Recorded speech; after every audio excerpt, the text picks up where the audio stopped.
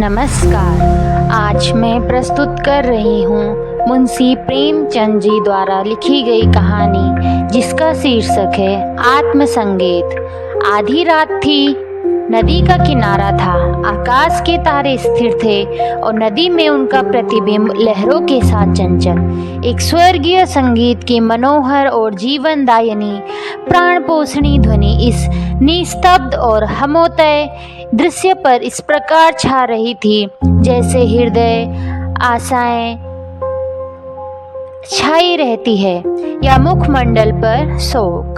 रानी मनोरमा ने आज गुरु दक्षिणा ली थी। दिन भर दान और व्रत में व्यस्त रहने के बाद मीठी नींद की गोद में सो रही थी। अकस्मात उसकी आंखें खुली और ये मनोहर ध्वनियाँ कानों में पहुंची। वह व्याकुल हो गई, जैसे दीपक को देखकर पतंगा। वह अधीर हो उठी, जैसे खांड की गंध पाकर चींटी। वह उठी और द्वार पालों एवं चौकीदारों की दृष्टियां बचाती हुई राजमहल से बाहर निकल आई। जैसे वेदनापूर्ण क्रदन सुनकर आंखों से आंसू निकल जाते हैं। सरिता तट पर कंटीली झाड़ियां थी, ऊंचे कगारे थे, भयानक जंतु थे और उनकी डरावनी आवाजें सब थे और उनसे भी अधिक भयंकर उनकी कल्पना। मनोरमा कोमलता और सुकुमारता की मूर्ति थी, परंतु उस मधुर संगीत का आकर्षण उसे तन्मयता की अवस्था में खींचे लिए जाता था। उसे आपदाओं का ध्यान न था। वह घंटों चलती रही, यहाँ तक कि मार्ग में नदी ने उसका गतिरोध किया। मनोरमा ने विवश होकर इधर उधर दृष्टि दौड़ाई। किनारे पर एक नौका दिखाई दी। निकट जाकर बोली, मांझी, मैं उस पार जाऊंगी। इस मनोहर राग ने मुझे व्याकुल कर दिया है। मांझी, रात को नाव नहीं खोल सकता, हवा तेज है और लहरें डरावनी, जान जोखिम है। मनोरमा, मैं रानी मनोरमा हूँ, नाव खोल दे, मुँह मांगी मजदूरी दूंगी। मांझी, तब तो नाव किसी तरह नहीं खोल सकता, रानियों का इस नदी में निबाह नहीं। मनोरमा, चौधरी तेरे पांव पड़ती हूँ, शीघ्र नाव खोल दे, मेरे प्राण उस ओर खींचे चले जाते हैं। मांझी, क्या इनाम मिलेगा? मनोरमा, जो तू मांगे। मांझी, आप ही कह दें, मैं गवार क्या जानूं कि रानियों से क्या चीज मांगनी चाहिए। कहीं कोई ऐसी चीज न मांग बैठूं जो आपकी प्रतिष्ठा के विरुद्ध हो। मनोरमा, मेरा यह हार अत्यंत मूल्यवान है, मैं इसे खेवे में देती हूँ। मनोरमा ने गले से हार निकाला। उसकी चमक से मांझी का मुख मंडल प्रकाशित हो गया। वह कठोर और काला मुख, जिस पर झुर्रियां पड़ी हुई थी। अचानक मनोरमा को ऐसा प्रतीत हुआ मानो संगीत की ध्वनि और निकट हो गई। कदाचित कोई पूर्ण ज्ञानी पुरुष आत्मानंद के आवेश में उस सरिता तट पर बैठा हुआ उस निस्तब्ध शीशा को संगीत पूर्ण कर रहा है। रानी का हृदय उछलने लगा। आह, कितना मनोमुग्ध राग था। उसने अधीर होकर कहा, मांझी, अब देर न कर, नाव खोल, मैं एक क्षण भी धीरज नहीं रख सकती। मांझी, इस हार को लेकर मैं क्या करूंगा? मनोरमा, सच्चे मोती हैं। मांझी, यह और भी विपत्ति है। मांझिन गले में पहनकर पड़ोसियों को दिखाएगी, तब वह सब डाह से जलेंगी, उसे गालियां देंगी। कोई चोर देखेगा तो उसकी छाती पर सांप लौटने लगेगा। मेरी सुनसान झोपड़ी पर दिन दहाड़े डाका पड़ जाएगा। लोग चोरी का अपराध लगाएंगे। नहीं, मुझे यह हारना चाहिए। मनोरमा, तो जो कुछ तू मांग वही दूंगी, लेकिन देर न कर, मुझे अब धैर्य नहीं है, प्रतीक्षा करने की तनिक भी शक्ति नहीं है। इस राग की एक एक तान मेरी आत्मा को तड़पा देती है। मांझी, इससे भी अच्छी कोई चीज दीजिए। मनोरमा, अरे निर्दयी, तू मुझे बातों में लगाए रखना चाहता है।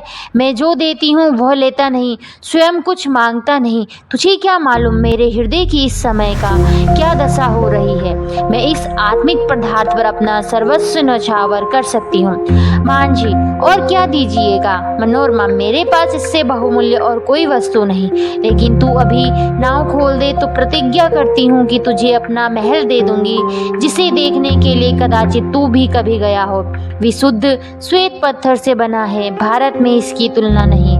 अब एक क्षण की भी देर न कर। मांझी हंसते हुए, उस महल में रहकर मुझे क्या आनंद मिलेगा, उल्टे मेरे भाई बंधु शत्रु हो जाएंगे।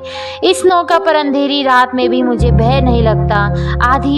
आंधी चलती रहती है और मैं इस पर पड़ा रहता हूँ, किंतु वह महल तो दिन ही में फाड़ खाएगा।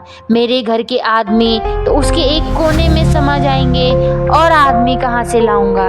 मेरे नौकर चाकर कहाँ? इतना माल असबाब कहाँ? उसकी सफाई और मरम्मत कहाँ से कराऊंगा? उसकी फुलवारियाँ सूख जाएंगी, उसकी क्यारियों में गीदड़ बोलेंगे और अटारियों पर कबूतर और अबाबीले घोंसले बनाएंगी। मनोरमा अचानक एक तन्मय अवस्था में उछल पड़ी। उसे प्रतीत हुआ कि संगीत निकटतर आ गया है। उसकी सुंदरता और आनंद अधिक प्रखर हो गया था। जैसे बत्ती उकसा देने से दीपक अधिक प्रकाशमान हो जाता है। पहले चिंता कर सकता तो अब वो आवेशजनक हो गया था। मनोरमा ने व्याकुल होकर कहा, तू फिर अपने मुंह से क्यों नहीं मांगता? आहा, कितना विरागजनक राग है, कितना विहल करने वाला। मैं अब तनिक भी धीरज नहीं धर सकती। पानी उतार में जाने के लिए जितना व्याकुल होता है, श्वास हवा के लिए जितनी विकल होती है, गंध उड़ जाने के लिए जितना व्याकुल होता है, मैं उस स्वर्गीय संगीत के लिए उतनी व्याकुल हूँ। उस संगीत में कोयल की सी मस्ती है, पपीहे की सी वेदना है, श्यामा की सी विहलता है। इसमें झरनों का सा जोर है और आंधी का सा बल। इसमें वह सब कुछ है जिससे विवेकाग्नि प्रज्वलित होती है, जिससे आत्मा समाहित होती है और अंतःकरण पवित्र होता है। मांझी, अब एक क्षण का भी विलंब मेरे लिए मृत्यु की यंत्रणा है। शीघ्र नौका खोल। जिस सुमन की यह सुगंध है, जिस दीपक की यह दीप्ति है, उस तक मुझे पहुंचा दे।